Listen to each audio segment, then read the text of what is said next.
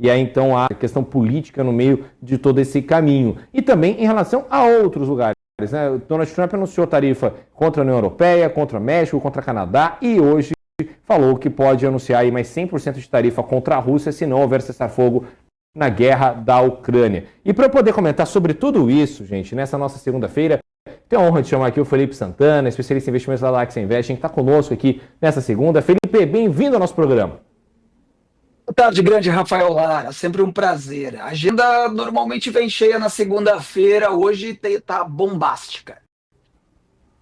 Hoje tem muita coisa, então vamos começar com ele, né? Uma palavra que define muita coisa no nosso mercado, Trump, né? Tudo que o Trump fez aí nesses últimos dias, né? Desde o Brasil, então 50% de tarifa aí no radar para o Brasil, agora inclusive o governo federal anunciou, né, o comitê que é chefiado pelo vice-presidente Geraldo Alckmin com empresários para bolar essa resposta em relação ao presidente norte-americano Donald Trump, até em relação às outras tarifas, né? Ele anunciou tarifa contra o Canadá, contra a União Europeia, agora uma possível tarifa contra a Rússia. Então, como é que você analisa toda essa situação, Felipe? O que a gente tem que levar em consideração desse Donald Trump que, apesar do mercado pensar que ele possa estar blefando, a gente vê, na realidade, mais ataques, mais agressividade nas propostas, né? Ele não recua nesse momento. Então, Rafa, eu separaria no cenário global e o cenário doméstico. Cenário global, nós tivemos hoje a reunião lá no Salão Oval, lá na Casa Branca, tivemos a recepção dos membros da OTAN, onde o Trump está pressionando a Rússia para assinar o cessar-fogo junto com a Ucrânia, já anunciou que deve enviar os mísseis lá, os Patriots, para a Ucrânia, arsenal americano direto, né, e autorizado para combater na guerra. Estamos, inclusive, aguardando uma resposta da Rússia, que, no meu entender, pode dizer, por meio de seu porta-voz, de repente o Sergei Lavrov, pode falar que os Estados Unidos, uma vez enviando Patriots para lá, pode estar entrando na guerra diretamente, para tentar demover os Estados Unidos de enviar. Mas parece que o Donald Trump está bem focado nisso. Então nós temos aí o cenário lá fora, guerra tarifária que ainda não faz tanto preço, porque as últimas imposições tarifárias do Trump tiveram recuos e tiveram negociações, todo mundo esperando o 1º de agosto, assim como esperou o 1º de julho, assim como várias outras prorrogações nós tivemos em relação às tarifas. Então, estou menos preocupado com o cenário lá fora, acho que o Putin não vai recuar, não vai ter acordo nenhum, e aí, logicamente, teremos que ver o que o Trump vai fazer. Lá fora é mais um jogo, mais uma peça do tabuleiro se movendo. Aqui no Brasil, taxação de 50% para o Brasil. E aí nós temos uma guinada na movimentação governamental brasileira em relação às tarifas. Primeiro, parou-se de falar de todos os outros problemas de déficit fiscal, de rombo, né, nas contas públicas, paramos de falar de vários problemas domésticos, IOF, o Alexandre de Moraes caçando a decisão no Congresso, tudo isso ficou para trás. Agora nós temos uma política de governo nacionalista. É isso que o governo está focado essa semana. Atacando ou não o presidente americano, defendendo ou não o BRICS. Isso está fazendo preço aqui no Brasil. A cautela que os mercados estão enxergando nas decisões do governo vem refletida na queda homeopática da Bolsa Brasileira. Você pode notar que a Bolsa está caindo, mas ela está caindo com preguiça. Porque a gente está esperando, como você falou, a decisão do governo por meio do Geraldo Alckmin, Fernando Haddad e Gleisi Hoffmann, por conta desse comitê criado junto com empresários para definir as taxações ou não, retaliação ou não aos Estados Unidos. Estamos aguardando também qual será a explicação do presidente Lula pelo post que o Partido dos Trabalhadores soltou hoje numa campanha de desdolarização. Inclusive está escrito assim lá, abre aspas, desdolarizai-vos, fecha aspas. Essa campanha do partido do presidente da República para que o Brasil e os brasileiros se desdolarizem pode fazer mais preço, no meu ponto de vista, do que propriamente a resposta do Brasil aos Estados Unidos. O que o Brasil vai responder com as tarifas, Rafa? Vai dizer que vai taxar? O Brasil já tem um imposto de importação de até 60%. Para mercadorias estrangeiras, nós vamos aumentar isso, penalizar a indústria interna? Não sei, mas o projeto de desdolarização, que segundo o governo deve ser encabeçado pelo governo brasileiro, está colocado hoje em todas as redes sociais, me preocupa muito mais.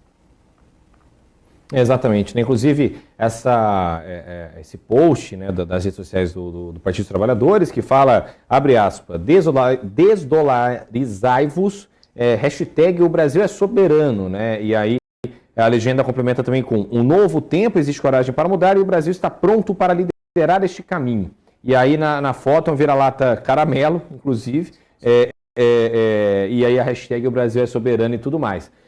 E aí essa questão, né, do partido do presidente da República defender uma saída ao dólar, uma alternativa em relação ao dólar, né, ou seja, uma alternativa com o BRICS em relação às ameaças de tarifas de Donald Trump, isso, tudo bem, vai fazer o dólar subir, mas isso pode ser uma boa saída para a nossa macroeconomia, Felipe, porque o Trump está atacando todo mundo, né? Ele está atacando China, União Europeia, só a Índia que ele não atacou porque fez acordo com eles de 28% lá de isenção, mas de resto, todo mundo ele atacou. Se todo mundo se juntar, é melhor para a macroeconomia do Brasil ou não? Sua pergunta é maravilhosa, Rafa. O problema é, quem é que já sinalizou que vai se juntar com o Brasil? A China e a Rússia, nenhum sinal. Silêncio total. Se tivéssemos uma sinalização de que a China vai fazer um escudo para todos esses ataques que o Brasil vem fazendo aí, em resposta ou não, né? Fica a critério de cada um. Ok, poderíamos ter um aliado de peso, mas quem é o aliado do Brasil nessa desdolarização, nessa busca por um outro indexador global? Quem é? Não tem. Até hoje, segunda-feira, hora do almoço, não há nenhum grande player do mercado que está junto com o Brasil. O representante da Rússia falou hoje de manhã que a ideia da moeda única do BRICS foi única e exclusivamente do governo brasileiro. Nós não temos o respaldo do Yuan, ou da África do Sul, ou qualquer outro país. Vai trocar por quem? Pela Rússia, que está taxada hoje aí até a orelha de todos os países, da Europa e dos Estados Unidos? Seria um tiro nos dois pés. Se a China fizesse um grande pacto, um grande acordo, que ela não vai fazer, do meu ponto de vista, até porque ela nem veio para o BRICS, né, mandou um representante colateral ali, eu acho que nós estamos enfrentando um dragão muito mais forte. Não é uma questão de vira-lata caramelo, como quer colocar o governo, não é uma questão de patriotismo, nacionalismo, é uma questão de espelho. Nós temos condições de enfrentar a maior economia do mundo, seja no campo da dolarização ou desdolarização, seja no campo bélico, seja em qualquer campo da diplomacia, não temos. As reservas do Brasil cambiais, dado do Banco Central que eu chequei hoje de manhã, estão em queda há muito tempo, com topos e fundos descendentes para quem gosta de análise gráfica.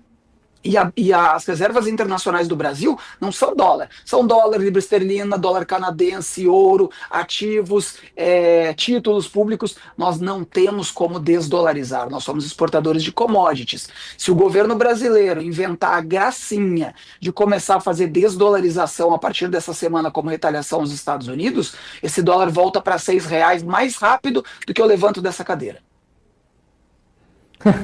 Exatamente, Felipe. Inclusive, puxando aqui o mercado lá fora no dia de hoje, no mercado meio a meio lá em Nasdaq, né? Tesla sobe 0,6%, Google 0,3%, Amazon 0,3% também e a outra de Google também 0,3%.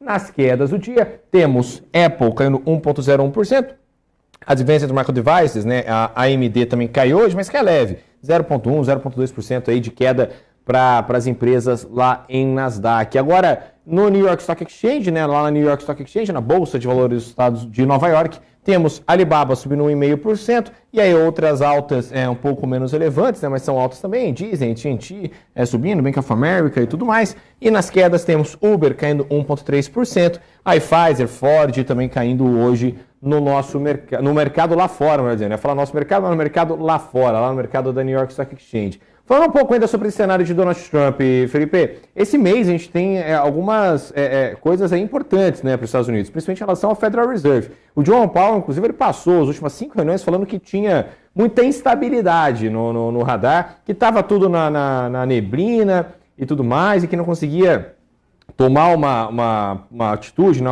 tomar uma opinião como verdadeira em relação ao corte da taxa de juros, que não queria fazer isso, até porque não tinha dado o suficiente para corroborar.